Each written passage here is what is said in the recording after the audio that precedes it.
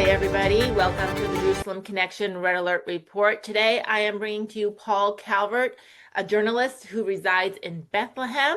He's from the UK, but he lives in Bethlehem, and he has a program called Bethlehem Voice. I encourage you all to follow it on YouTube. Paul, we appreciate your joining our program today. The reason why I'm having Paul on is because he has an extremely unique vantage point as a Christian, as a journalist, and living in Bethlehem. He really can dig into what is happening on the ground in the region and offer some complete perspective and how people are feeling and the reactions from the different communities, the diverse communities that are in Israel. Paul, welcome to the program. It's good to be with you this evening rather. Yes, we're recording this on a Friday. Paul, we've had so much stuff in our news cycle in the last 10 days or so. We've had the assassination of a staunch Christian Zionist voice, a gentleman named Charlie Kirk, which I'm sure you know. We have had terrorist attacks in Jerusalem, on the border into Gaza, in Eilat, there's been drone attacks. And then, of course, there's been some other underreported breakthroughs in dissolving some terrorist threats in and around the Bethlehem and Jerusalem area. So there's so much to talk about. Why don't you just bring up what you want to discuss first and let us know about as you see it pressing the topic in your community?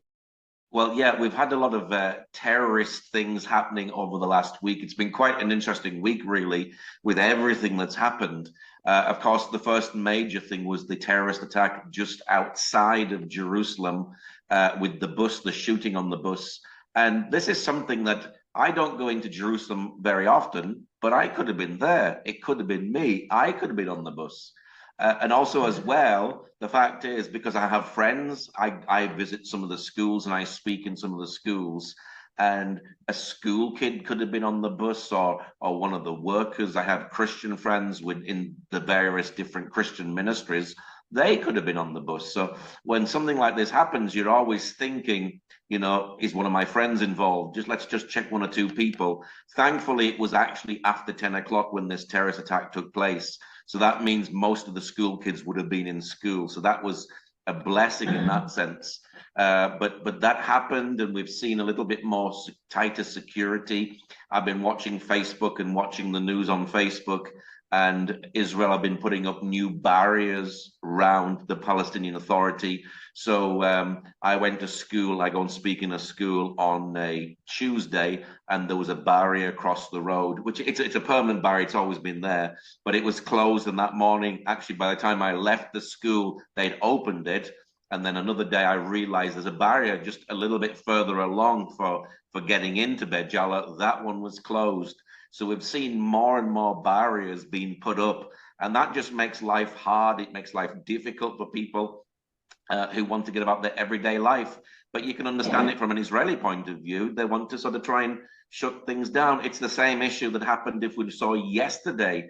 There was the shooting at the Jordanian checkpoint at the Allenby Bridge.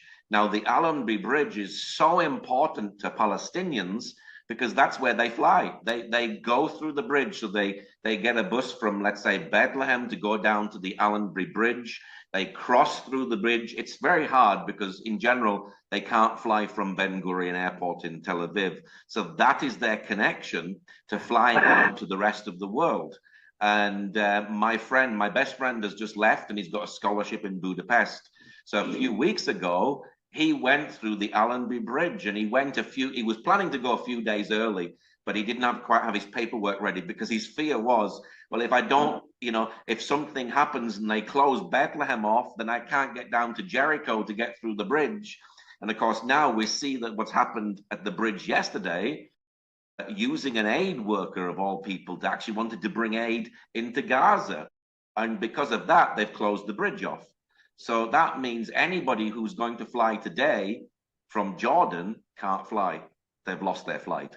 So you can see how what these people have been doing, it actually affects the Palestinians just as much as it affects the Israelis, where we've seen 2 people have been killed there.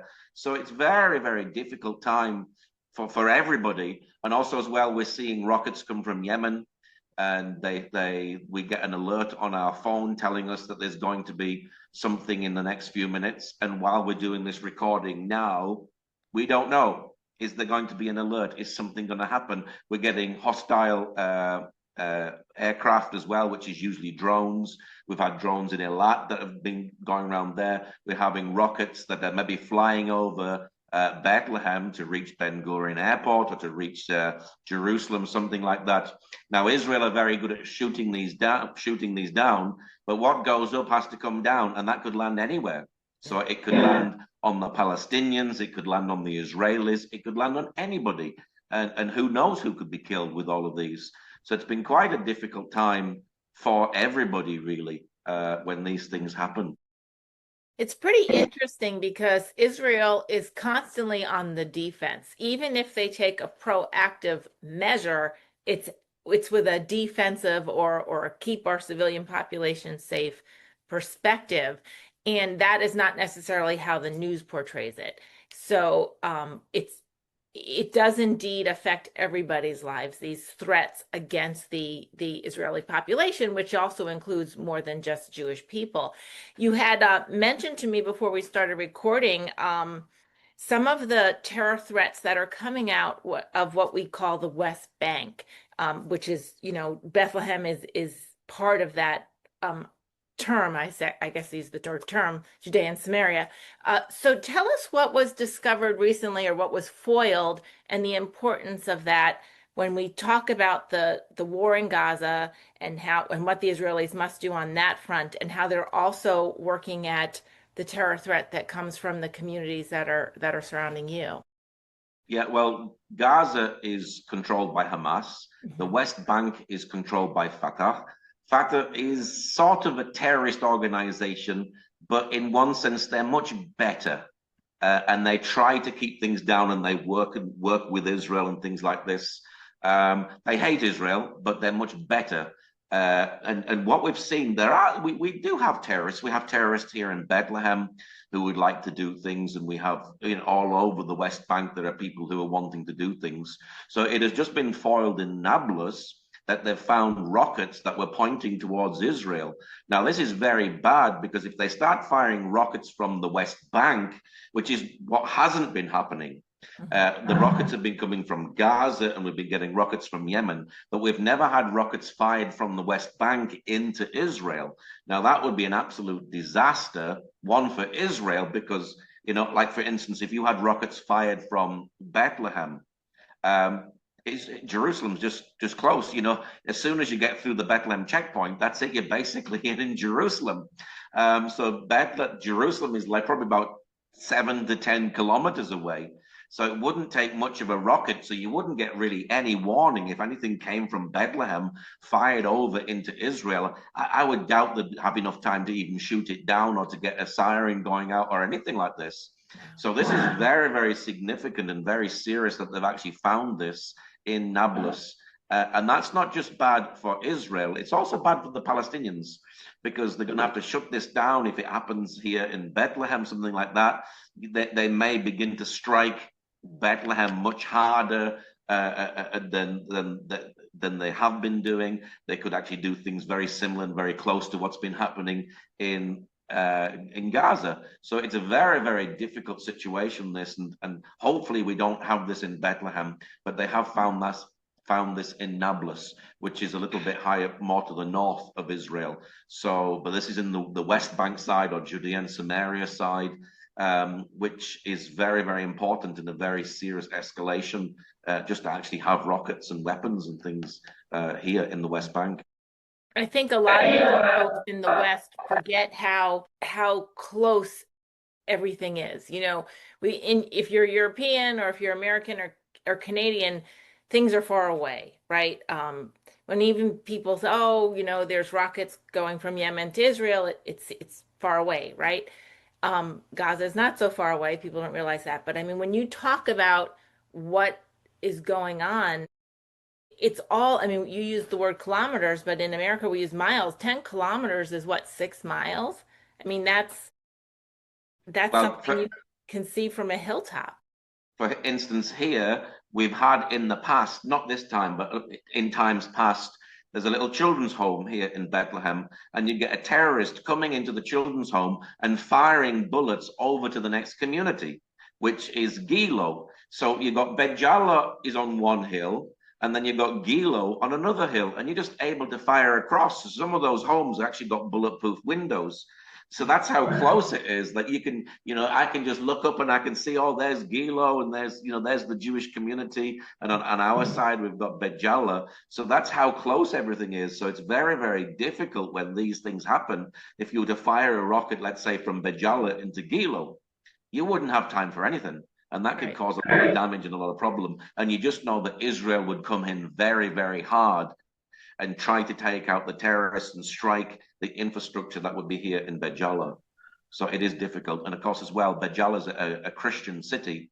So it might be in the interest of Hamas or some of these Palestinian jihadist organizations to do it from a Christian area rather than from a more predominantly Muslim area. So it is a worrying time. It's very worrying. It's just very interesting that you bring that up, because the terrorists often use human shields in order to bait the world's sympathy towards the collateral damage that would occur if the IDF or the security forces in Israel make a response to a rocket attack.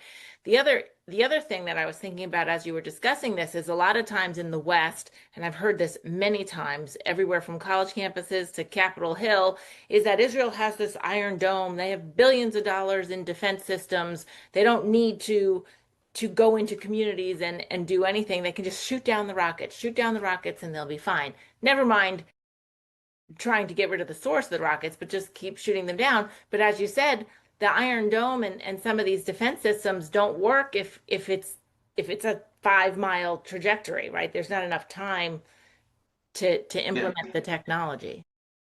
I don't know exactly what they can and can't do, but I really can imagine that if you fired a rocket from Bejala ready to go off into Gilo, you couldn't stop it. There just wouldn't be enough time. They say in Gaza you've got 15 seconds around the area of Sderot, so they're able to deal with that. I don't think you would even have that if it was from Jerusalem, and it's a more densely populated area as well. Just from the last time when they spoke about when I spoke about shooting from the children's home, this is a disabled children's home, and you know why they would use a children's disabled home is because they would shoot across. Then Israel would shoot back or fire back. And if they hit a disabled child, that would get all on the news. See, look at them. They're not just killing children, but they're killing disabled children. So that's, sort of a strategy of why they would use somewhere like a disabled place to shoot from, because then they can blame Israel and it would just go all around the news and it would go all around the world that this has actually happened. So, yeah. Yeah, I mean, it's amazing that you consider the diabolical motives of these terrorists, and then that's the threat level that the Israelis have to deal with. Now, you brought up the issue of the disabled children and that hospital. There was something in the news, in your local news recently, regarding a disabled child. Why don't you tell us a little bit about that? Yeah, this is a very, very sad story. A special needs child.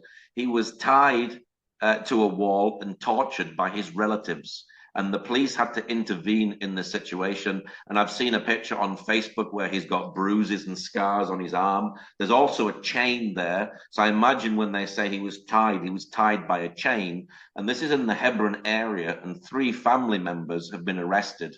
And this isn't new. I've heard stories of things like this before, because I visit some of the disabled schools, and I've heard a story of a child was chained in the field next to a dog. You have children put in wardrobes and things like this. So I've heard all these kind of stories before. But one of the great things about Bethlehem is we have a lot of children's homes here. And that's where the stories are coming out from. So we've got a lot of children's homes and schools and things like this that are actually working with the disabled and helping the disabled and teaching them and showing them love and care and support. And that's one of the great things. There's many disabled places. I can think, we've got the House of Hope here in Bethlehem. We've got Yemima here in Bejala. We've got Lifegate, and we've got the Oasis Hope. And then there's a Hope School as well. So you've got all these different schools and projects, and very close to where I'm at here in Bethlehem, very close to Manger Square, we've got another Manlil Hayat, and they take the wool of the sheep and they make it into a felt, and then they make products like slippers. They do nativity scenes and things made of felt, but it's the disabled kids that come and make these sort of things. So it's really great that Bethlehem is actually, and the Christian community is actually taking these disabled kids and doing something with them, because if they weren't doing something with them, they would be abandoned and be treated very, very badly. Part of the problem and the reason why this sort of thing happens is a lot of Muslims marry within their families. So when you marry within your family in the gene pool and everything, so you end up getting children that are disabled. Now, if you've got other children that aren't disabled, and particularly if it's a girl and you want her to get married off because you want some of the gold and things like that, so you will hide the fact that you've got disability in your family because you want to marry off your daughter and you don't want people to know. And it's considered a shame on the family if you've got a disabled child, but it's not a shame. I love, a lot of these I go and speak in a special needs school. I love these special needs kids. They're great, particularly Down syndrome. And I see Down syndrome, and I don't feel sorry for any of those kids that are Down syndrome, because they get to be kids for the rest of their life, and that's what I want to be. Just they have a lot of fun, and they're so loving and caring, and I love them. And we've got them in there. We've got blind kids in the House of Hope that I go and speak to, and they're just a lot of fun, and we have a lot of fun with them. And it's just so sad the way that some of these have been treated. So this was just a very big news story within the last week of how this child was treated. But thankfully, the police intervened, people were arrested, and he's doing fine now. So it's a good news story, but it's just an even better news story because the Christian community are really ministering to the disabled here in Bethlehem. And that's really, really great. It is really great because the Christian community's population, or their numbers, have greatly reduced over the last 20 or so years.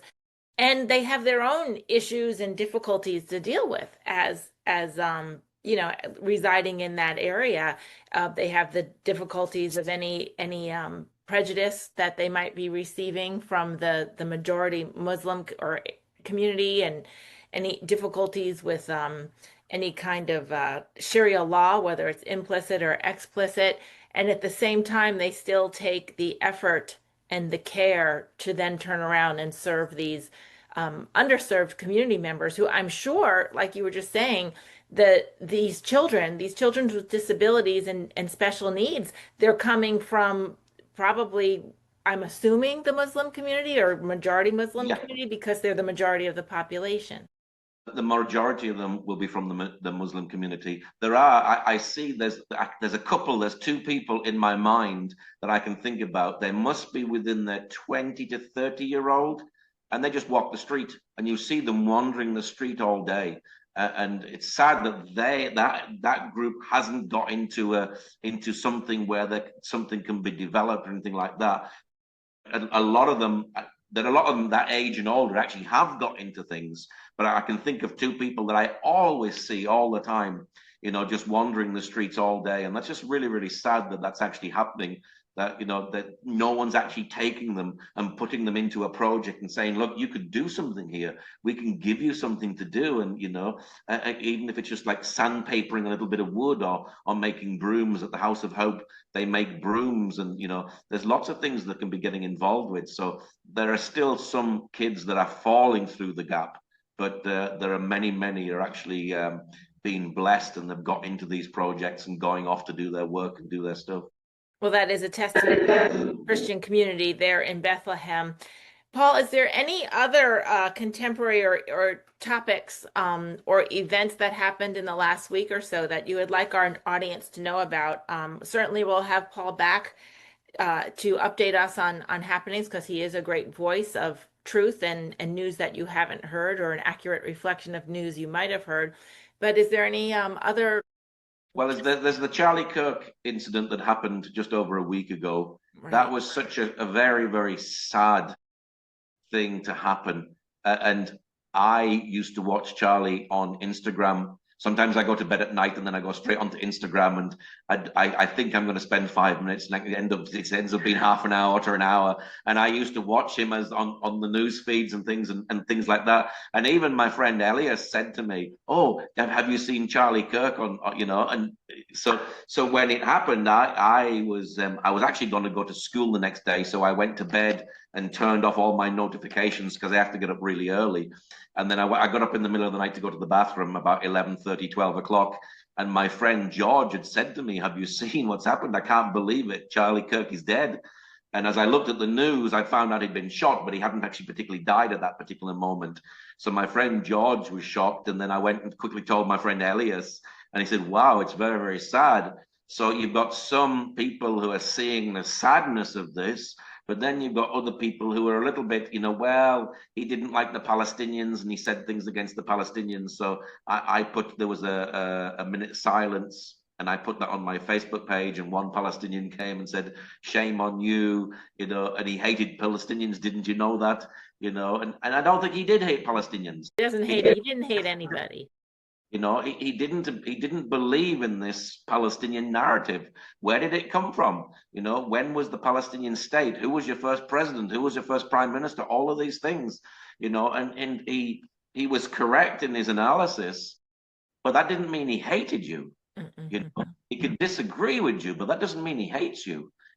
So it's just been very, very sad that took place. I did an interview last week with a guy called Gidon Ariel, and they were doing a very special event up on the Temple Mount, basically for and in remembrance of Charlie Kirk. So that was great to see that people went up there. Yehuda Glick, who was a former member of Knesset, he was up there and he prayed. The prayers were led by Charlie Kirk, and I thought that's quite significant that he was the one praying, because there was an attempted assassination on him, and he nearly died himself, and he survived that, and now he's healthy and he's okay, but he was up there praying just for the situation to do with Charlie Kirk. So there's this very special event right there up on the Temple Mount, the place to go and pray for. And I'm pleased that they are going up there to pray, because there's been times as a tourist when I go up there, I'm not allowed to pray. Okay. And I think, wow, they say there's apartheid in Israel, and most of us say, no, there isn't apartheid. Well, actually, there is. There is apartheid in Israel, because if you go on the Temple Mount, you're not allowed to pray. I'm not allowed to pray. The Muslims can pray, but I'm not allowed to pray. So I'm very rebellious. I actually go into a corner and I do quietly pray, because if I'm told I can't pray, then I'm actually going to go and deliberately go and pray. So I do pray, but it's not. More and more Jews are going up there to pray, and it's just great to see, because that is where the temple was. That's where that was. So it's important for the Jewish people to go over. Some people won't go on the Temple Mount because they don't know where the Holy of Holies was, so they don't want to tread on that area. But some of the Jews do go up there and they pray quite often on there. And it does look like there's more and more numbers every year going up on the Temple Mount to pray. So that's a blessing. And that is a blessing. That is a blessing. One day we'll see the temple built up there. I believe it will be up there. I believe there will be a third temple, and we're going to see Bible prophecy come true. So it's exciting as well. It is extremely exciting. And I think you make a great point with your analysis. There is definitely an apartheid in the Holy Land, but it's not what everybody thinks it is. I am understanding that there are towns with signage that say that no Jews beyond this point, like Arab towns that don't allow Jews in, or at least even if it's not a law, it's advised because of the violence. To be fair, if you come into the top of Beit Jala, there's a great big red sign, and it says Israel is not. Now this is Israeli law. That's this. So this isn't the Palestinians saying you can't come in. This is Israeli law. But they're saying that because if you go in there, and if they knew you were Israeli, you may not come out alive. Right. It's a precautionary thing. It's not to separate people because of some ideology about separating them. It's for a safety concern. Yeah, it's for safety concerns, because if you got in there, some people have actually accidentally wandered into a Palestinian area. So they're saying, no, don't go in there, because if you go in there and you get into trouble, we're going to have to come in and get you out, and that could cause A much, bigger. much more problems. So Israelis aren't allowed to come in. But in the past, we have had tour guides, Israeli tour guides that have been coming in. So there was a sense that they were allowed at one time. Since COVID and everything that's happened now, we haven't had them in for a long time. But there was a time when Israelis were coming in. And actually, going back to the very first time that I came to Israel in 1996, it was two Israelis that took me into Bethlehem, and there was no wall. We came straight into Bethlehem. They showed us round. And then we had Palestinian friends that used to come to Jerusalem, and they were part of our church. So things have changed over those years, sadly for the worse rather than the better. Yeah. Mm. And it's all instigated by the terror violence. So it's But the wall is a terrible thing. Nobody wants it. But if you take it down, what's going to happen? Are we going to have more bombs on the streets of Israel? Are we going to have bombs on buses? All these sort of things. So it's a terrible thing to have a wall, but at the same time, I have to go through security when I go through an air to get an airplane. Well, why should I? I don't do anything wrong. I don't blow up airplanes, but I still have to go through it. And that's the same thing here. I have to go through the security like Palestinians have to go through security when we want to cross over. It's not nice and it's frustrating at times. I had to go the other day on Thursday. I had to go through the checkpoint, and it took a little bit of time, but it keeps me safe, because if they're stopping the people who are bad from going through, then that's a good thing, and it means that I can feel a little bit safer when I go to Jerusalem. yeah, yeah. Paul, we are going to continue to pray for the peace of Jerusalem. And when we say pray for the peace of Jerusalem, I mean, in our hearts here in the West, we're talking about the whole of Israel and the whole of the land. And we certainly want the people to be safe and protected.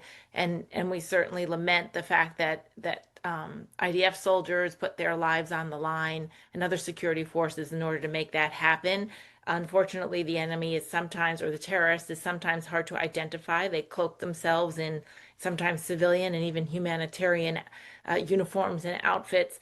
So, Paul, we really appreciate your insights on this, and we really do want to have you back again to continue to give us updates on what's happening. The news cycles seem to be getting increasingly more alarming, and things are turning over so much faster. And is there any update from your point of view about the hostages that are still in Gaza? Can we end on that note? Is there anything that you are aware of from being in the land and being in Bethlehem? Have you heard any internal news reports about the hostages and the current operations that might be endangering them or trying to save them? We don't really know much more about the hostages. We have sort of heard that Hamas may use them and bring them above ground to be in certain places, so that if Israel's going to bomb something, they'll be actually killing their own hostages. So we don't know whether that's actually happened or whether that's happening at the moment. But I think their lives are in grave danger. Hamas have said basically their lives are in grave, grave danger. So we do need to be praying for the hostages. We also need to be praying for the Christian community in Gaza. They have decided not to evacuate. They've decided to stay in the church compound. It's a little bit difficult to know how to judge that.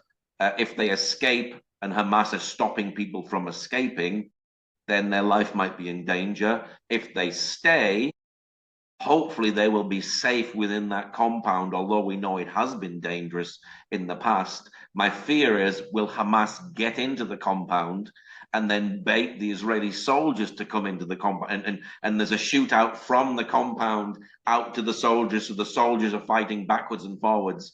That's my fear, that so we just pray that God just keep the compound safe and keep it blind from Hamas, that they just don't see what's going on. They don't see it, so they don't draw a battle between the two. So it is important that we pray for the Christian community in Gaza, and we pray for the hostages as well, that they are safe at this moment and at this time. Excellent. Yes. Let's be praying for the hostages and the Christian community. And a release of those hostages so that we can have these hostilities stop and try to find a pathway to peace and restoration for Gaza in some regard. Paul, thank you again for your time today, and we look forward to having you back. Shavua Tov. You're welcome. Thank you. Thank you. עם ישראל, עם ישראל, עם ישראל חי. עוד אבינו חי, עוד אבינו חי.